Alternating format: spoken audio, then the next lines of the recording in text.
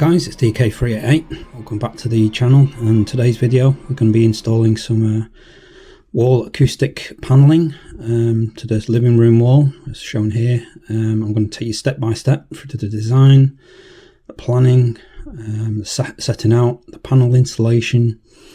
We've got a situation with a doorbell, and obviously we're going to be installing some feature LED lights. I'm going to be using these acoustic slat wall paneling in light oak from Wix. So this is the image photo from the living room, bit of photoshopping. I'm going to install 4 height wall slats to the left and right, and then some sort of feature slats just behind the TV. And also we've got the projector screen in the middle, so we're going to put some feature lighting around that and some sort of floor lighting just behind the TV there. So this is the image during the night as well, just to give you more effect of the ambient lighting. Again, slats on the wall and then some feature lighting behind the TV and around the projector screen. So step 1 is the planning or the setting out. So first things first is to set out where the perimeter of the projector screen is on this wall, just marking out all 4 sides, and with the help of a laser measurer as well, just to mark out the offset around the perimeter of the screen. So I've gone about 100mm left and right, just give me that sort of gap to where to put the lights. So this is the left hand side. As you can see, the laser line is 100mm off from the edge of the screen, and then to the left of the laser line to the sort of door architrave is 550mm. So I have to use a bit of masking tape just to mark it out. And then on the right hand side, slightly smaller, I've got 100mm off from the edge of the screen, and we've got about 485 I think to the laser line to the right hand side of the door frame. So that's slightly smaller, 485. And then we also got a situation with a doorbell, which I'll include in the chapter later on. So next is the panel installation.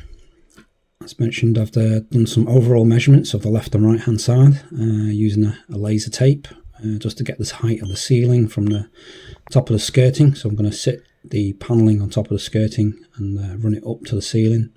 So this is one panel, which is 2.4 meters high by 600 wide, and I think I need about 2.2 and 20 from skirting to the ceiling. So I'm just marking that out, and obviously trimming the width from 600 to 550 for the left hand side. And as you can see here, I've just scribed it up against the wall there. And next I'm just doing the sort of notch around the door frame, because there's a kicks out into the wall where the architrave finishes.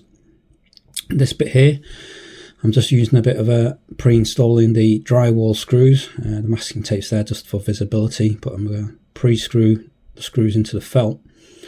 And what plan is to hold this up against the wall, and then I'm going to lightly screw the dry screws into the plasterboard, just to mark out and indent the location of the screw hole. So once I'm happy with the panel is true and level and where it needs to be, it's make sure it's sitting correctly on the top of the skirting. I'm going to sort of gently screw in the screws just to mark out into the plasterboard. Don't need to drive it all the way through, just need to enough just to mark it past the felt and into the plasterboard, just to mark out where the screw is going to land. And so example here, you can just see a little screw mark in the plasterboard. It's a bit difficult to see, but it is there. So from there, I'm going to use a drill bit. I think it's about 5.5mm, 6mm drill bit, to whatever suits your plugs. Drill the plasterboard through. Obviously watch out for any cables and pipes. Put your plugs in and hammer that in. For this panel, I think I used about 6 screws altogether. And again, place your paneling up against the wall, make sure it's all sitting properly on top of the skirting, it's all level, nothing skew with. So just making sure, and it's just a matter of just taking your time. Once you're happy, you can screw it in. I'm using an impact driver, but I'm not screwing it all the way in. I'm just nipping it more or less into it, and just hand tightening it for the final steps, because it is a felt backing. So if you do drive it all the way with an impact, you're just going to go through it. So yeah, just do most of it by the impact and then hand tighten it at the final stages. And that's the first panelling done on the left hand side. As you can see, I've just notched the felt around the door frame so it continues up above to the plasterboard, and that seems to have worked out very nicely. And as you can see, it's tight above the ceiling, and looking at the level on the bubble, I can't get any better than that. So do the same for the right hand side, and then on this bit we got this doorbell situation. So we're just going to do a bit of an exploratory investigation, just remove the cover just to see what we're dealing with.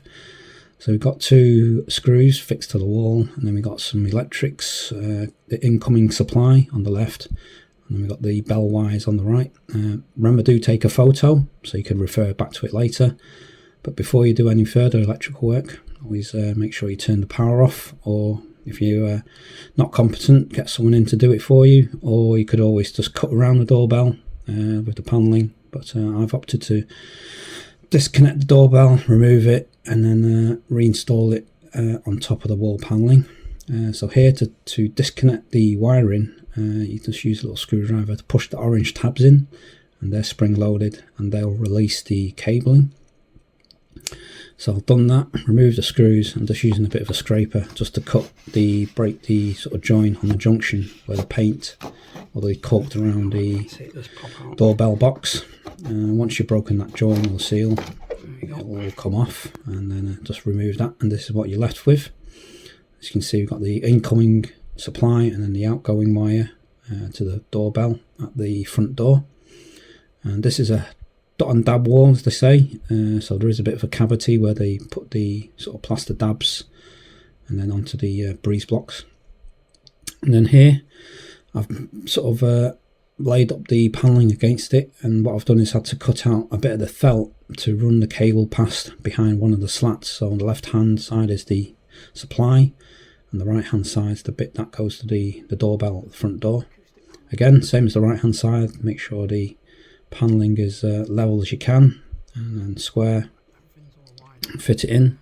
And this is all fully connected now, so I've jumped ahead and fitted the doorbell and wired it up, and now I've re-energized the doorbell and just testing the front door, make sure it all works. And that's the right hand side done.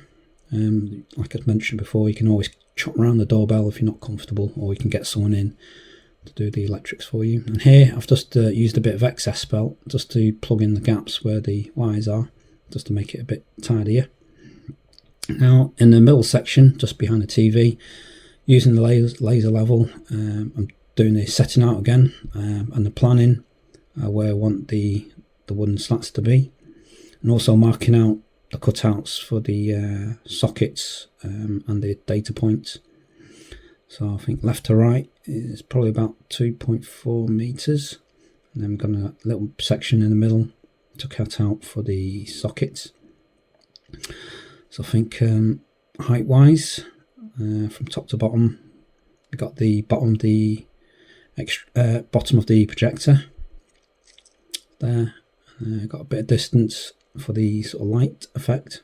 I can't remember what it was, so probably about 6 inches. And then from there to there is the sort of pelmet for the light feature, and then from there to the corner of the masking tape, that's going to be my wooden slats. I think it's about 100 and a bit mil, and then around there is the sort of cutout perimeter for the sockets, and then from there to there's the slats again, and then below that it's going to be my sort of pelmet again for the LED lights, and then it's just plain wall, and then down to the skirting. So I think that's about 70 mil pelmet to the bottom of the slats.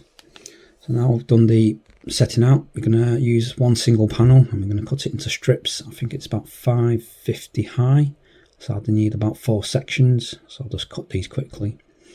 And again, same as before, just marking out with the screws, make sure it's level, and drilling out for the anchors and then fitting them. So the 2 end ones are the easiest, The two middle ones just a bit more time consuming to transfer all the marking out, the cutout for the sockets. As you can see here, I've just done like a U-shaped cutout, and again just marking out the plugs, making sure to avoid the wires as well. As you can see on the left hand side, this picture was taken when we got it at new build, so we were able to see where the wires were running as part of the service of buying a new build. As you can see, this is the left hand side where I've just notched out a U-shape for the sockets, just using a circular saw and a jigsaw to do the corners, and then a knife to cut out the felt. And just installing the third piece, forwarding any cables again, and then the last piece on the left hand side is the final piece. So 3 panels all in all to complete the wall panelling installation. And as you can see here, this is the finished article. Did have to join the 2 slats in the middle just to make sure it worked out, just to get the final piece in, because I needed to leave a bit of a gap, as you can see here, to run the light channel, which will run the LED strip into the upper portion. So I'll show you more detailed video of that later, once all the light strips in. But yeah, the idea is to run the sort of LED strip, as you see, from the power right along there to the right hand side, back down all the way to the left, and then up, and then all the way up to the ceiling, to the top and the right, and all the way around until it meets itself again on the left hand side. And it works out about 11 meters of LED strip, and I've got a 12-meter reel, and that completes the loop of the LED feature. So that's the idea of the cable run for the LED feature. And then for the socket cutouts, I think I'm going to do sort of decorative framing around it using some offcuts of Slat material. As you can see here, I've just done like a mitered cut just to frame it. Even though you don't see it, it'll be behind the TV. I thought it's just a nice detail just to finish off the insides of the socket cutout. So now gets the fun bit, it's the LED installation. But before we do that, I need to put out my timber battens and obviously the aluminium profile trims that the LED lights are going to sit in. So I've mounted the aluminium metal under some timber softwood. I think these are 18 by 34 mil, and as you can see, I'll just sort of fix them against the wall, leaving a bit of a cavity to run my cabling, and then run the sort of lighting inside it. There's just a bit of time lapse me fitting the timber battens to the lower section, so the lights are pointing downwards. As you can see here, I've just done 3 mechanical fixings against the wall, and this is the example. I'm going to tuck my driver in that little gap, so the left hand side, that's going to go to the mains power, and then the right hand side will be the start of the LED light strip. That's going to go all the way along the bottom to the left, and that bit's going to go all the way to the sockets, to the power there. So that's one batten done, and then from once I've all connected, the plan is to use a bit of 6mm strip wood just to hide that and give it some sort of like cove effect lighting. And then this is the middle section, again same idea, but this time the light's going to reflect upwards, so it's just a mirror image of the one below. And now that one's done, the light's pointing upwards with the channel, so it's just flipped upside down. And then the next section to do is the one on the ceiling, which will be a repeat of the bottom one, so the light's pointing down. Using a laser line, I'm just going to sort of mark out where the fixings are in line with the others. You can see, and the handy little tip is to use an empty envelope just to capture any sort of dust from the drilling of the wall plugs. So I did that for the middle one, and then on the right hand side, as part of the meeting the builder, we could see there's some pipe work, as you can see in the photo, around here. So I've not drilled into the wall, and I've opted to do an L bracket fixing to the wall panelling. So I've just rebaited the timber softwood a bit to take the L brackets, and I've just fixed it to that, just to give it a bit of a fixing. It's not the best fixing, but it's a fixing.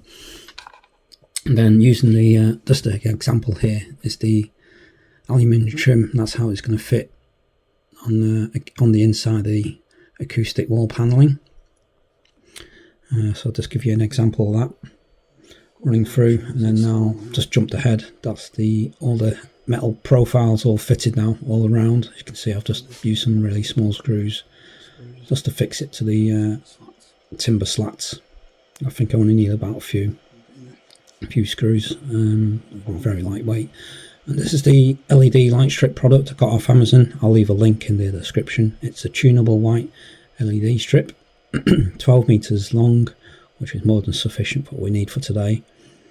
So this is dimmable, as well as it's tunables, and you can change the colour from cool, natural to warm white via remote control.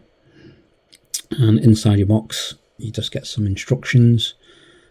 Tunable LED light strip, that's the reel, and about 12 meters, your 3-pin socket, and then your driver. There's an extension lead if you do need it. This is the remote control to control the light dimmers and the strip colours. So here's just a time lapse of me peeling the blue tape off, just to stick it onto the inside to the aluminium trunk in here. And this is the first switch on. As you can see, the plug's there. I've run the cables into the little cavity, connect it to the LED driver, and then this is the start of the strip light and first power on. And we have a problem, but I think we just need to switch it on by the remote, and hey presto, and there we have it. The light's all fully working. So I'm really happy that it's all worked out. Now I'm just putting the lens cap on and doing this time lapse, and that's all done. And I'll just give you an example of the tunability. That's I think it's cool white. And next, I think that might be natural warm white. Brightness. And that might be natural white, warm white. Back to cool white. And I think we can sort of change the brightness as well. You can make it dimmer or night mode. And then here I'm just putting that pelmet on just to hide all the cabling detail and provide a bit more ambient lighting, so you're not directly looking at the LEDs. It just gives it a bit of backlighting, and this is the sort of pretty much the complete image now. So that's the final effect with the TV back in place, and that's the projector screen back on. And yeah, job's good, and really happy that's how it's turned out. Nice feature wall around the projector and the TV. So yeah, thank you all for watching. I hope it's found useful. If you're doing something very similar, don't forget to like and subscribe, and if you have any comments, do leave them below. See you on the next one.